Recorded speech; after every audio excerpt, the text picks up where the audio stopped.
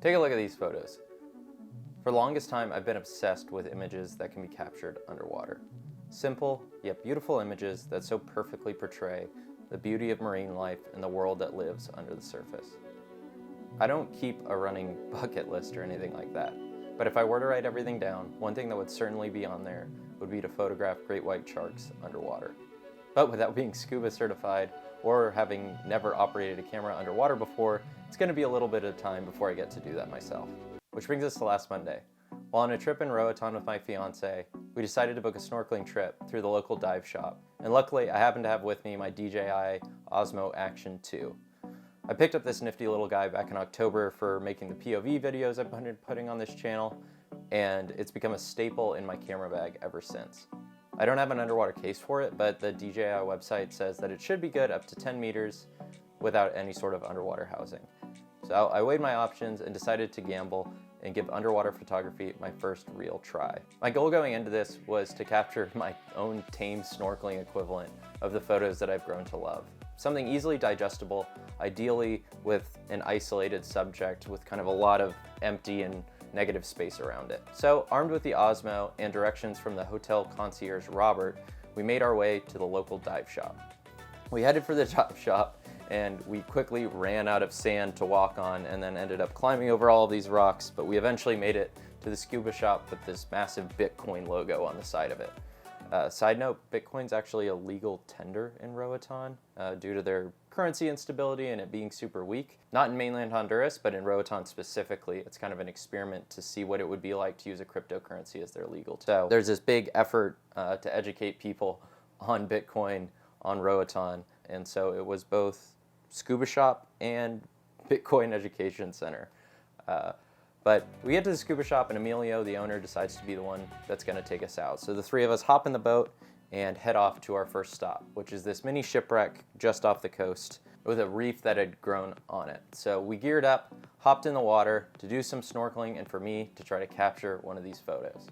Getting into the water though, it quickly became apparent that the environment didn't really lend itself to the photos I was hoping to capture, especially with the wide angle lens that the Osmo has. The shallow water looked shallower, the small fish on this reef seemed even smaller, and there wasn't really anything that lended itself to looking epic. So with that in mind, I decided I would just use this first snorkeling stop to kind of get comfortable with the Osmo and kind of get comfortable shooting with it underwater for the first time. Swimming around with it in hand is incredibly easy. It's small enough where you can just kind of hold it and still swim normally. And then I wore the magnetic necklace that it comes with so that if I did want to go, like take it out of my hands completely, you can just snap it onto your neck and then you can swim around like normal, which is great. It's got a single button for shooting, so the shooting experience is super simple. The only issue I really ran into was that the touchscreen obviously doesn't work underwater, so if you want to switch between photo and video mode or change settings in any way, you kind of have to tread water above the surface in order to do that. So there were a few times where I was doing that because I was trying to shoot video for this video and I was trying to shoot photos.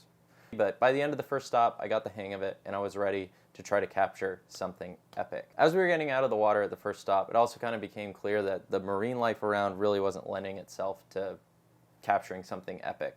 So rather than try to make something of the wildlife that it was not, I decided to focus instead on our guide Emilio as the subject for this photo I was trying to capture.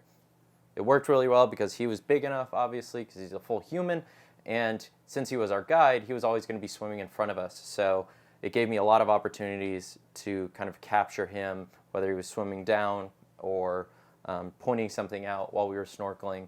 I would have a lot of opportunities at this second stop in order to try to capture a photo.